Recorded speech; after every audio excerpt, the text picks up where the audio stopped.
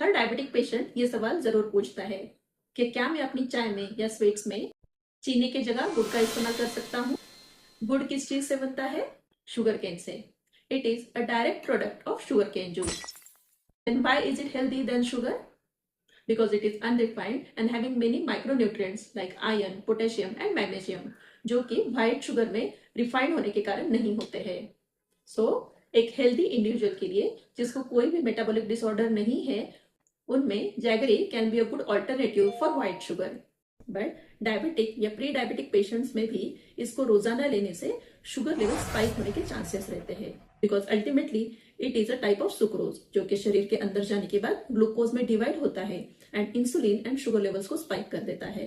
And you will be surprise to know कि white sugar का glycemic index है near about 65, जबकि jaggery का ग्लाइसेमिक इंडेक्स है 84 to 86। आयुर्वेद इसको कैसे देखता है ये समझते हैं।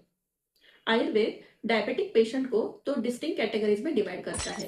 फर्स्ट इज स्थूल प्रमेही यानी कि ओबेस और overweight diabetic patients, and second is कृश प्रमेही यानी कि लीन और इमेशिएटेड डायबिटिक पेशेंट्स।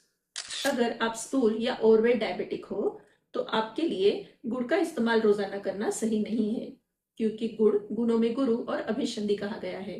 शरीर में जाने के बाद ये कफ और मेद को बढ़ा देता है और चैनल्स को ब्लॉक करता है, जिसके कारण शरीर में इंसुलिन रेजिस्टेंस बढ़कर शुगर लेवल्स बढ़ने के चांसेस बढ़ जाते हैं।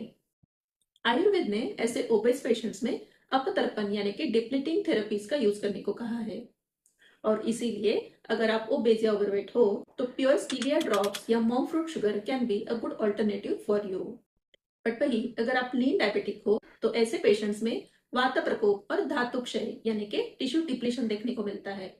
तो इनमें आयुर्वेद संतर्पण चिकित्सा का यूज करने को कहता है, मतलब इनमें गुड़, घी, दूध या खजूर जैसे मीठे द्रव्यों का प्रयोग करने को आयुर्वेद ने कहा है। But self treatment here is very harmful. आपको ये सारी चिकित्सा एक तज्ञ वैद्य के सलाह से ही करनी चाहिए, क्योंकि वैद्य आपकी प्रकृति, वजन, शुगर लेवल्स, अग्नि, बल और डिसीज कंडीशन इनका डिटेल में एनालिसिस कर इनमें से कौन से द्रव्य कितनी मात्रा में आपके लिए सेफ है ये तय करता है।